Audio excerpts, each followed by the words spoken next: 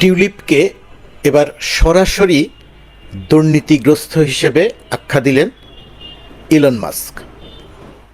পৃথিবীর শীর্ষ ধনী ইলন মাস্ক সরাসরি টিউলিপকে বললেন তিনি দুর্নীতিগ্রস্ত।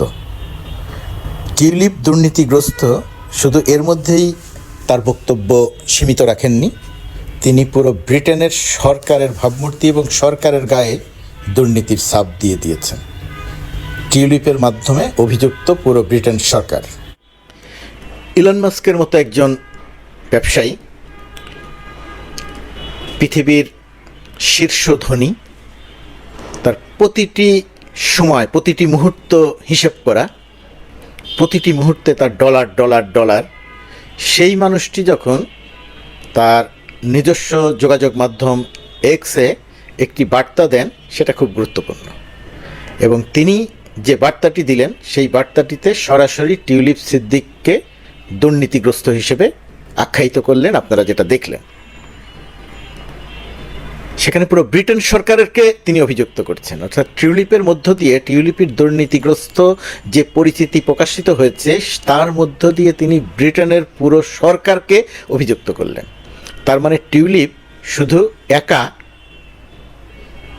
ক্ষতিগ্রস্ত হচ্ছেন না, টিউলিপের শুধু একার জীবন তছনছ হয়ে যাচ্ছে না, সামনে যত সময় যাবে ব্রিটেনের বর্তমান সরকারের অবস্থা তত তছনছ হয়ে যাবার একটা সম্ভাবনা আছে টিউলিপের এই দুর্নীতির সঙ্গে সম্পৃক্ততার অভিযোগে। এখন প্রশ্ন হচ্ছে, টিউলিপকে নিয়ে কেন এত আলোচনা? টিউলিপ কি দুর্নীতির হিসেবে কি অনেক বড় কোনো দুর্নীতি করেছেন? এখন পর্যন্ত যে তথ্য প্রকাশিত হয়েছে সেই তথ্যের টাকার অঙ্ক যদি হিসেব করি তাহলে এই দুর্নীতিটিও হয়তো অত বড় নয়। কিন্তু সব দেশ তো, পৃথিবীর সব দেশ তো আর বাংলাদেশের মতো নয় যে এখানে শত কোটি বা হাজার কোটির নিচে দুর্নীতি হলে সেগুলো দুর্নীতি বলা হয় না। শেখ হাসিনা যে রেওয়াজ তৈরি করে দিয়ে গেছেন, ব্রিটেনের মতো দেশে, পৃথিবীর বহু দেশে সামান্য পরিমাণ যদি সুনির্দিষ্ট কোনো দুর্নীতির অভিযোগ আসে তাহলে সেটাও অনেক বড় অভিযোগ, এবং সেই অভিযোগে একজন ব্যক্তি বা একজন নির্বাচিত প্রতিনিধি তো বটেই, পুরো নির্বাচিত সরকারেরও পতন হওয়ার সম্ভাবনা তৈরি হয়। ব্রিটেনের ক্ষেত্রে, টিউলিপের ক্ষেত্রে যেটা তৈরি হয়েছে, মানে এই ঘটনার মধ্য দিয়ে একটি বিষয় নিয়ে মন্তব্য করাটা কেমন হবে, যে ধরেন শেখ পরিবার, এই পরিবারটি কি পরিমাণ দুর্নীতি, অনিয়ম, অনৈতিকতা, দাম্ভিকতা, আরও অনেক শব্দ বলা যায়, সঙ্গে সম্পৃক্ত হয়েছিলেন, যে তাদের পাপের বোঝা এত বড় হয়েছিল যে, এখনও হয়েছে যে পুরো পরিবারকে এর মূল্য দিতে হচ্ছে। পুরো পরিবার তছনছ হয়ে গেছে। এখন তাদের যে সমস্ত পরিবারে, যে কোনো পরিবারে হতে পারে, পরিবারের একটি খুব বেদনাদায়ক ঘটনা থাকে, সব পরিবারে, যে কোনো পরিবারে ঘটতে পারে, সেই সমস্ত বেদনাদায়ক ঘটনা যখন ঘটে তখন যে কোনো মানুষ সেই পরিবারটির প্রতি একটা সহানুভূতি দেখায়, কষ্ট পায় নিজে। কিন্তু শেখ পরিবারের ক্ষেত্রে চিন্তা করে দেখেন যে তাদের পরিবারে যে বেদনাদায়ক ঘটনাগুলো ঘটছে, সেই বেদনাদায়ক ঘটনাগুলোতে কোনো মানুষ দুঃখ প্রকাশ করছে না, কোনো মানুষ বেদনায় সিক্ত হচ্ছে না, মানুষ হাসি, রসিকতা এবং উৎফুল্ল হচ্ছে। সামাজিক যোগাযোগ মাধ্যমে যে বিষয়গুলো এখন আলোচনায় আছে, কতটা মানুষের বিক্ষুব্ধতা বা মানুষের বিরক্তর থেকে কিভাবে এই বিষয়গুলো বের হয়ে আসে এবং কেন বিষয়গুলো বের হয়ে আসে সেটা বলার জন্যেই শুধুমাত্র এই ঘটনাগুলো আমি একটু উল্লেখ করছি। তাছাড়া কোনো ব্যক্তিগত ঘটনা আমি আসলে এভাবে উল্লেখ করতে চাই না। যেমন ধরেন শেখ হাসিনার মেয়ে, শেখ হাসিনার ছেলে জয়, সজীব ওয়াজেদ জয়ের স্ত্রীর সঙ্গে তার বিচ্ছেদ হয়েছে, বহুদিন ধরে এই আলোচনাটা ছিল। কিন্তু সামাজিক যোগাযোগ মাধ্যমে হাসি রসিকতাটা হচ্ছে কিভাবে, যে শেখ হাসিনার ছেলের বউ, অর্থাৎ বউ তার ছেলেকে ত্যাগ করেছে, শেখ হাসিনার মেয়ের সঙ্গে তার স্বামীর বিচ্ছেদ হয়েছে, এটাকে সামাজিক যোগাযোগ মাধ্যম বলছে ছেলের বউ ছেলেকে ত্যাগ করেছে, মেয়ের স্বামী মেয়েকে ত্যাগ করেছে। শেখ হাসিনাকে এদেশের মানুষ বিতাড়িত করেছে, তাড়িয়ে দিয়েছে, সেটাকে বলা হচ্ছে শেখ হাসিনা, মানুষ শেখ হাসিনাকে ত্যাগ করেছে, দেশের মানুষ শেখ হাসিনাকে ত্যাগ করেছে। টিউলিপ সিদ্দিকী পদত্যাগ করেছে, টিউলিপ সিদ্দিকীর চাচা চাচি, চাচাতো বোনরা মাল্টার নাগরিক হতে চেয়েছিল, মাল্টা তাদেরকে ত্যাগ করেছে। এই যে আরও আরও অনেক অনেক ঘটনা আছে এখানে, আমি আর বিস্তারিত বলছি না। তো এই যে হাসি রসিকতা করা হচ্ছে, আপনি খুব ঠান্ডা মাথায় চিন্তা করে দেখেন, এরকম একটা ঘটনা যে কোনো পরিবারে ঘটতে পারে, যে কোনো মানুষের ক্ষেত্রে ঘটতে পারে, খুবই বেদনাদায়ক। কিন্তু মানুষ এটা দিয়ে বেদনা বা কষ্ট বা দুঃখ প্রকাশ না করে মানুষ এতে আনন্দ প্রকাশ করছে, আনন্দিত হচ্ছে। কারণটা কি? কারণটা হচ্ছে শেখ হাসিনার মুখ। শেখ হাসিনা মানুষকে তুচ্ছ তাচ্ছিল্য, অপমান, অসম্মান, হত্যা, খুন, গুম ইত্যাদি করে এদেশের মানুষকে এমনভাবে বিক্ষুব্ধ করে গেছে পালিয়ে যাওয়ার আগে, বিতাড়িত হওয়ার আগে, যে মানুষ এখন তার যে কোনো কিছু দেখলে, যে কোনো কর্মকাণ্ডে প্রথমত কথা বিক্ষুব্ধ হয়। সেই বিক্ষুব্ধতার ভেতর থেকে মানুষ এক ধরনের হাসি রসিকতার উপাদান খুঁজে পায়। ওই যে শেখ হাসিনা দেখেন দিল্লিতে বসে টেলিফোনে বলে, কি বলে?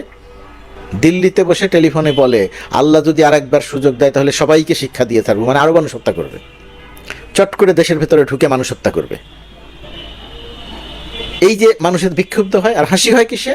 দিল্লিতে বসে কোথায় কোন কার সাথে টেলিফোনে কথা বলে বলছেন 18 তারিখ হরতাল ঘোষণা করে দাও। মানে শেখ হাসিনা যে বাস্তবতা থেকে বহু দূরে অবস্থান করছেন এবং রিয়ালিটি যে মেনে নিতে পারছেন না, তার কারণ হচ্ছে সে এখনও সেই আগের অবস্থানে আছে। মনে করছে যে আওয়ামী লীগ একটা হরতাল ঘোষণা করে দিলে এদেশে হরতাল পালিত হবে। সে পালিয়ে গেছে, আওয়ামী লীগের লোকজন যে সারা দেশে ছড়িয়ে ছিটিয়ে পালিয়ে অত্যন্ত কষ্টে আছে, সেটা নিয়ে তার কিন্তু কোনো চিন্তা নেই। আওয়ামী লীগের লোকজন এটা কবে বুঝবে আমি জানি না। মানে সে কি বলছে যে হরতাল ঘোষণা করে দাও। হরতাল ঘোষণা করলে কি হবে? হরতাল ঘোষণা করলে কেউ যদি রাস্তায় আসে, কেউ যদি প্রকাশ করে দেশে আওয়ামী লীগের হরতালের পক্ষে, তাহলে তার উপরে নিপীড়ন, নির্যাতন হবে, তাকে ধরে পেটানো হবে, সেই সংবাদ প্রকাশিত হবে। সেই সংবাদ প্রকাশিত হলে শেখ হাসিনা যে বিদেশিদের দেখিয়ে বলবে, এই দেখো দেশে আওয়ামী লীগের উপরে নিপীড়ন নির্যাতন করা হচ্ছে। অর্থাৎ দেশে যে আওয়ামী লীগের উপরে নিপীড়ন নির্যাতন করা হচ্ছে না, এতে শেখ হাসিনার কষ্ট হচ্ছে। শেখ হাসিনা নিপীড়ন নির্যাতন চালাতে বলছে। ভারতীয় মিডিয়া শেখ হাসিনার পক্ষ নিয়ে এক নাগারে প্রোপাগান্ডা চালিয়েছে। দেখা গেছে ভারতীয় মিডিয়া শেখ হাসিনার পক্ষ নিয়ে মিথ্যা প্রোপাগান্ডা চালিয়ে ভারতীয় মিডিয়া নিজেদের ক্ষতি করেছে। এই কারণে ভারতীয় মিডিয়াটা বুঝতে পেরে এখন কিছুটা নিজেদেরকে গুটিয়ে নিচ্ছে। অন্যদিকে পৃথিবীর অন্যতম শীর্ষ মিডিয়ার অধিপতি, যোগাযোগ মাধ্যমের অধিপতি ইলন মাস্ক শেখ হাসিনার মানে টিউলিপের খালার পক্ষ না নিয়ে পক্ষ নিচ্ছে সত্য এবং সততার, যে টিউলিপকে বলছে দুর্নীতিগ্রস্ত। আওয়ামী লীগ বা শেখ হাসিনা স্বপ্ন দেখিয়েছিল আওয়ামী লীগের লোকজনদের যে তোমরা রাস্তায় নামো, মার্কিন যুক্তরাষ্ট্রে ক্ষমতায় আসবে রাষ্ট্রপতি ডোনাল্ড ট্রাম্প এসে মোদিকে দিয়ে শেখ হাসিনাকে আবার ক্ষমতায় আনবে, এরকম একটা অলীক কল্পনা প্রচার করেছে শেখ হাসিনা। আওয়ামী লীগের অনেক লোকজন এটা বিশ্বাস করেছে। কিন্তু বাস্তবতা কি? ডোনাল্ড ট্রাম্প মার্কিন যুক্তরাষ্ট্রের মতো দেশের নাগরিক, অনেক চাকে নিয়ে যা কিছুই করুক না কেন, সে একজন পাকা ব্যবসায়ী, সে তার মতো করে চলবে। কোথায় বাংলাদেশ, কোথায় শেখ হাসিনা, কোথায় দিল্লি, কে কাকে ক্ষমতায় আনবে, এই সমস্ত ইউটোপিয়ান চিন্তা নিয়ে সময় ব্যয় করার মতো সময় ডোনাল্ড ট্রাম্পের নাই। ডোনাল্ড ট্রাম্পের অন্যতম গুরুত্বপূর্ণ ব্যক্তি ডোনাল্ড ট্রাম্পের পাশের ইলন মাস্ক। সেই ইলন মাস্ক শেখ হাসিনার ছোট বোনের মেয়েকে সরাসরি দুর্নীতিগ্রস্ত বলছে। সুতরাং ডোনাল্ড ট্রাম্প আপনাদের এসে কি করবে সেটা নিয়ে আকাশকুসুম কল্পনা ভাবতে পারেন, কিন্তু বাস্তবতার জগতে থাকা দরকার। এই টিউলিপ সিদ্দিকির চাচার মাধ্যমে, শেখ হাসিনার মাধ্যমে, রেহানার মাধ্যমে বাংলাদেশের ভাবমূর্তির যে ক্ষতি হলো, বা 53 বছরের বাংলাদেশে আর কেউ বাংলাদেশের ভাবমূর্তির এতটা ক্ষতি করেন। টিউলিপ সিদ্দিকি শেখ রেহানার লোকজনের দেয়া ফ্ল্যাট উপহার নিচ্ছে। শেখ রেহানা ব্রিটিশ নাগরিক। শেখ রেহানা সালমান রহমানের ছেলের নামের বাড়িতে নিজে থাকছে, যদিও ওই বাড়িটি তারই কেনা, তার অবৈধ অর্থ দিয়ে সেটা কেনা, সেই কারণে সালমানের ছেলের নামে কিনেছে, নিজের নামে কিনতে পারেনি। অর্থাৎ এই সব কিছু মিলিয়ে টিউলিপ সিদ্দিকি বিপদে পড়েছে, পুরো শেখ পরিবার বিপদে পড়েছে তাদের পাপের কারণে, পাপের বোঝার কারণে। সম্ভবত এই বোঝার দায়ভারে নিমজ্জিত হয়ে যাওয়ার সম্ভাবনা আছে ব্রিটেনের বর্তমান সরকারেরও। এখন দেখা যাক কোন জায়গাটিতে হয়।